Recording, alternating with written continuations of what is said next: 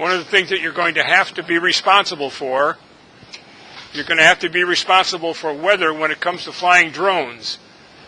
I believe that there's a bit of an overemphasis on weather in the drone operating manual and the drone handbooks, but you're just going to have to deal with it because there are drone operators back here in California, there are drone operators on the East Coast, and you know that there's a big difference between the weather here in California and the weather back east. So you're going to have to put up with the fact that you are blessed to be able to play with or fly drones here in California and not have to worry so much about what goes on back there. Does everybody have a copy of that I just passed out? Okay.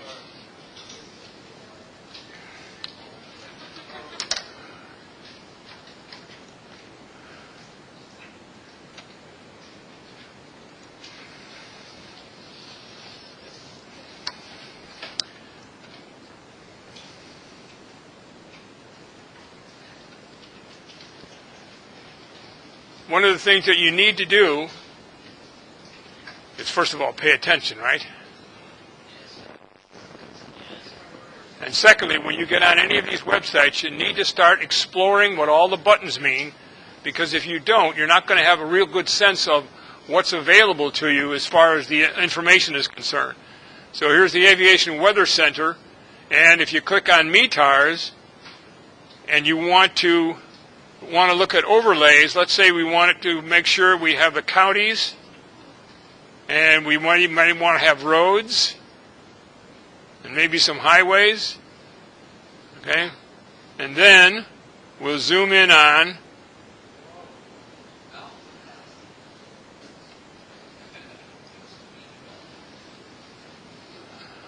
okay, so here's FAT, and we did this before, so there's a METAR available, and it shows the current information at that airport. And then we go back to TAFs, and let's see if we can find Reedley here somewhere. There's FAT, there's Visalia. Looks like Reedley is not showing up right now. Okay. So here's the TAF for Fresno.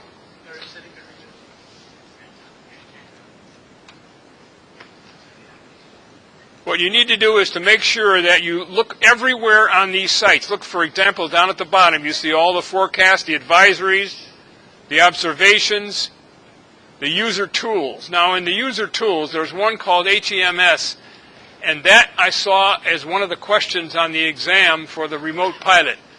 And I'm going to go to that, but I don't think it's all that valuable, but we'll go there anyway. It happens to be a situation where somebody decided that in order for helicopter pilots to get really quick information about whether or not there's enough visibility and cloud clearance to be able to make low-level flying, so they're only giving out low-level information. I don't really believe that it's all that great, because I think that there are many more and better methods of getting the information about winds. But anyway, if you click on something like, this looks like maybe Reedley here, right? So here's Reedley Muni, and the wind is 240 at 5 knots with 9-mile visibility, 9 miles, and clear of clouds.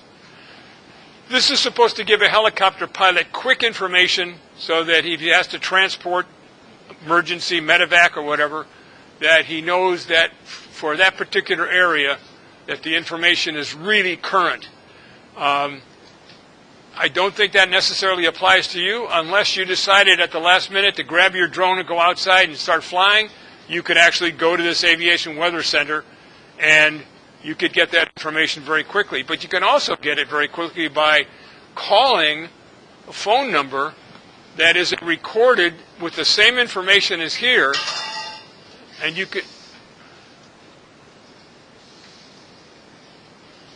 can call that information, like at Fresno Air Terminal.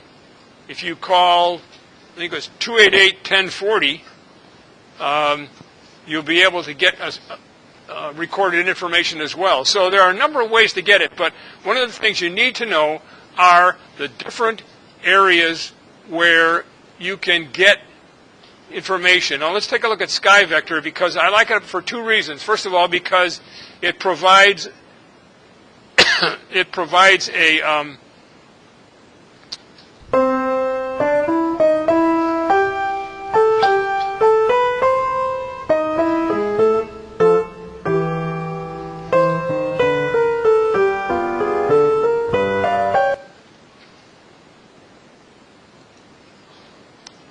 that showed up.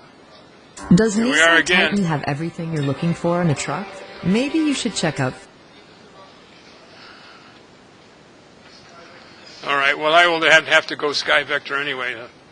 So I will do SkyVector.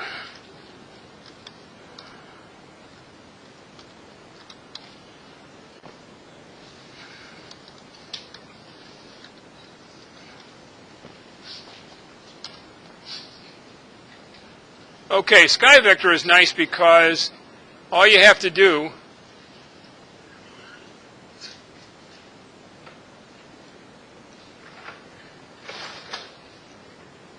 is mouse over something and it shows the information on weather. It also shows what are called DROTAMs, which is a new term that I didn't run across until today, and that is that they are NOTAMs for drone pilots specifically. So, if nothing else, this particular site called skyvector.com is good for the fact that they have designed a method of providing remember what NOTAMs are? Notices to airmen. All right. So, notices to airmen in this particular case are for drone pilots, and I thought that was a very, very good thing for them to do, because it's likely to encourage more traffic at their site than anybody else's. So SkyVector is really interesting, and it has, of course, you can go to airports, and you can go to the United States, like Reedley, and then search Reedley College. Reedley College is no longer in use, is it? There used to be an airport right along the river. No longer. So here's all the information about Reedley Municipal Airport. And one of the things that's important to you as a drone pilot is down here, where it shows the distance, nautical miles. You'll see that none of them are within 5 miles, so that's fine. But if you were driving with friends and you decided you were going to go somewhere else in the state of California, and you wanted to fly your drone, but you also wanted to make sure that you didn't have any effect on a local airport that you weren't aware of, you could get on this SkyVector and put in the airport, put in wherever you were, and you could see whether or not you were going to have an effect on anybody else's airport area. Yes. Pardon?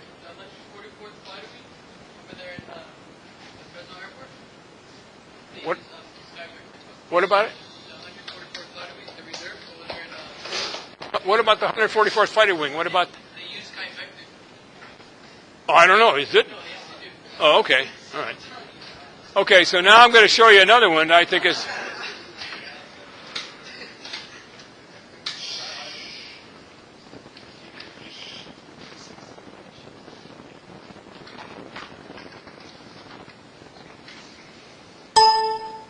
Okay.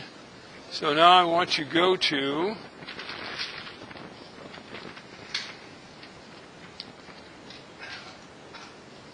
I gave you an information some time ago about flight radar.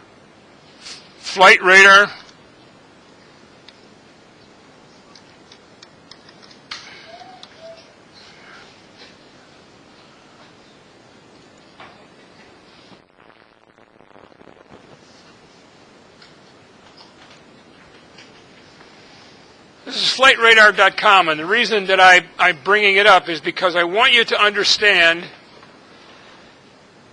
the fact that there are lots of airplanes in the sky over the United States.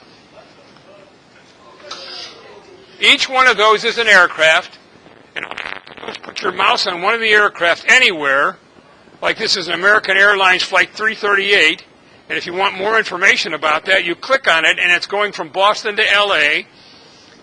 It's scheduled, it's a Boeing 737, it's at 36,000 feet, its track is 256 degrees, so you'll have a lot of fun with that, and also if you have people in your family who are traveling, you can follow their flight across to Europe if you have to.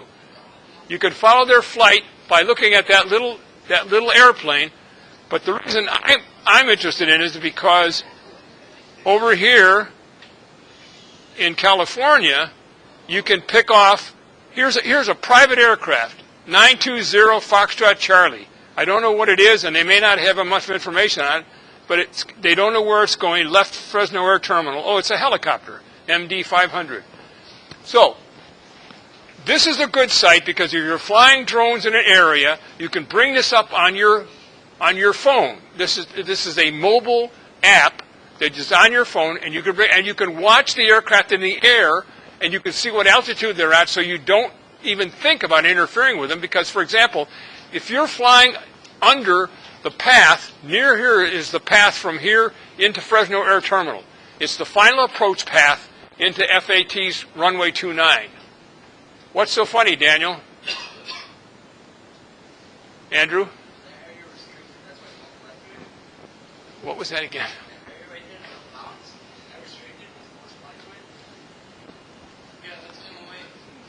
I don't know what you're talking about. Tell me again.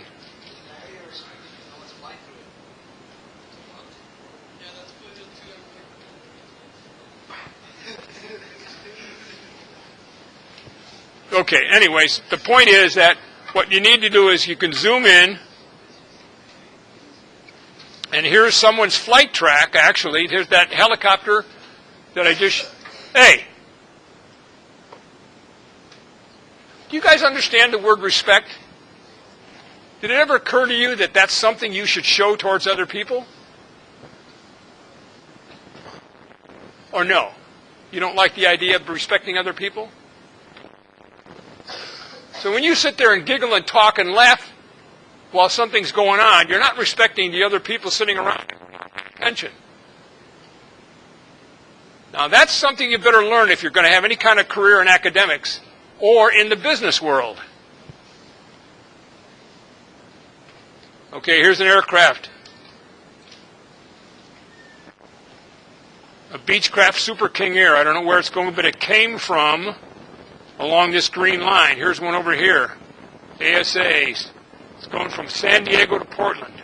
So it's overflying, and it's probably, it's at 36,000 feet.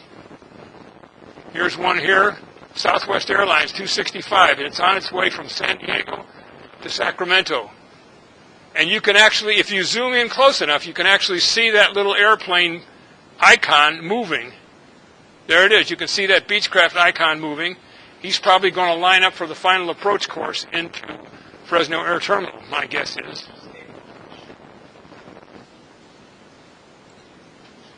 Here's a helicopter, an Airbus helicopter. There's tracking information for that helicopter. So this is an important site for you to be aware of where you're going to be flying your drone and whether you're going to be interfering with aircraft that are in the air. In the next year from now, nearly every airplane that is up flying is probably going to have what we call ADSB. That means that every piece of information about that aircraft is going to be shown on Flight Radar 24 and in the radar at Fresno Air Terminal. And it will have the identification of the aircraft. It will have everything about that aircraft that is known, so that instead of the aircraft showing here that might be on a flight plan, it's one of those things where the only thing that's showing currently are aircraft that have filed a flight plan. So there may be more aircraft in the air. I just want you to be aware that the sky is not quite as open as it appears, especially when you back off and you start looking at the United States and realize that at any point in time there are more than 5,000 commercial airliners in the air going somewhere over the United States. They couldn't possibly show them all here, but there are more than 5,000. And when you get into very, very dense areas like the West Coast, the East Coast around New York, this is what it looks like. They're all going into these New York, New Jersey airports, John F. Kennedy Airport, LaGuardia, and Newark, New Jersey, those three major airports. And again, you can also see the tracks they follow overseas. You can see where a lot of aircraft are going up and over or coming in from Japan in this area here. This is ANA. There's going from Shanghai to Los Angeles. Here's another one here, United Airlines 34 from Osaka, Japan to San Francisco. So it's kind of a fascinating app, and it's on your phone, and that information that I just showed you here is the same available information as on your cell phone, if you have a smartphone. So be aware that there are certain sites that you're going to be expected to know. There may be some questions on the final exam for your drone pilot license that has to do with weather, but they won't be the kind of things where you'll be asked to bring up a weather site. They'll give you certain pieces of information, like they might give you a TAF or a METAR and ask you to decode it, but it won't be a complicated decode. It'll be very straightforward. It'll be winds, it'll be direction of the winds, it'll be how many miles clear or whatever it is, where the clouds are located, but it won't be very complex at all, but you will be asked to decode that so that you understand the weather that you have to know about before you can fly. The big thing you're looking for is to make sure that you're not going to fly a drone with less than 3-mile visibility. So if you come up with a METAR and it says 2 SM, can you fly that day? No. 2 statute miles? No, you need 3, right? Even if the clouds were, say, 1,000 feet, you still can't fly if the visibility is not showing as 3 when you look at a METAR. So when you see the question on the final exam in December, it's going to be METAR with 2 SM probably to see if you understand that you can't fly your drone that day. Jacob. So on the fly radar, can you search up your, for example, like you're going to fly out, can you search up the aircraft and watch it coming in? Sure. Absolutely. That's what's fun about it. I've had lots of people that have traveled from Fresno back east to Chicago and New York, and as soon as I know what their flight number is, I'll check in to make sure that flight is inbound to where they're going to launch from, right, to see whether it's going to be late or there's enough turnaround time. So I'll look at it ahead of time because I know let's say it's coming from New York, it's going to land in San Francisco, then it's going to fly back to Chicago. So I'll look at it ahead of time to make sure that it's not delayed from New York to San Francisco. And as long as it's not delayed, it's probably not going to be delayed from San Francisco back to Chicago again. And then I'll follow it all the way to Chicago. And I'll call my relatives in Chicago and tell them, the aircraft is over Nebraska right now and it should be in at whatever time, right? So it's really a fun site. But again, it's an important site for you as drone operators, just so you know where all the aircraft are. And as I said, this picture is going to get much more crowded come 2020 when every aircraft has to have what we call an ADS-B, which is an ADS is aircraft dependent surveillance, means that everybody is going to be noted. So you take a look at here's the aircraft coming in. Remember I talked before about the aircraft coming inbound, and they're all the way out towards, they're lined up all the way out towards Lake Arrowhead and the Colorado River. Well, here they are all coming in. And they're going to be landing here at LAX. And here are the outgoing ones. Which one is that? The Delta Airlines going from LAX to Paris. Interesting. And they're climbing through 33,000 feet. They're probably going to go up to 37,000 feet. And you can see their track, which is really fun to look at. Here's one coming in, JSX. What is this? An Embraer. That's a small twin jet coming from Las Vegas to Orange County. So he'll be switching into Orange County when he gets near. Okay, so those are some of the sites.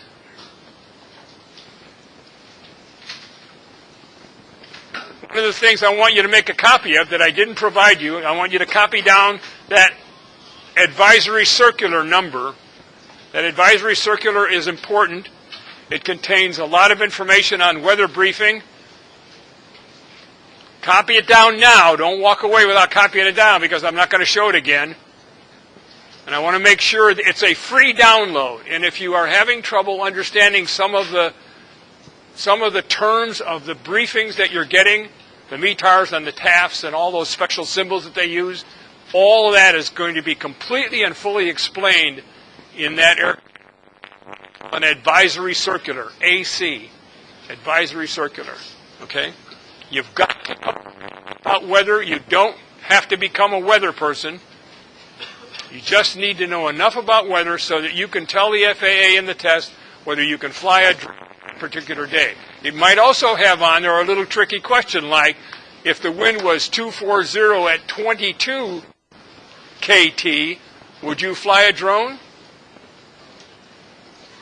I wouldn't fly a drone with winds at 22 knots. You wouldn't be able to control the drone. So be aware that you have to know winds, speed and direction, ability, and yet the clouds are. Remember, we told those three things that I identified in one of my lectures. Winds, clouds, and visibility.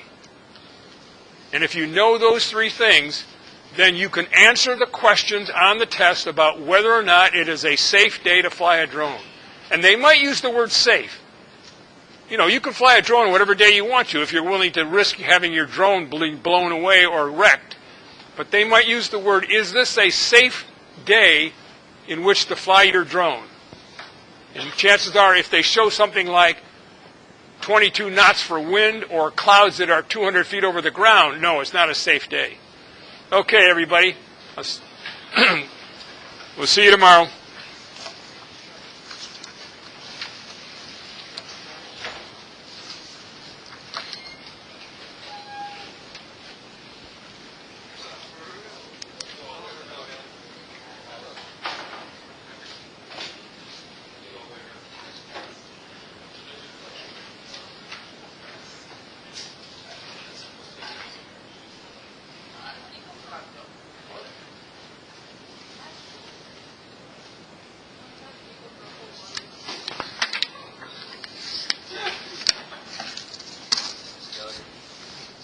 All right, guys, take it easy.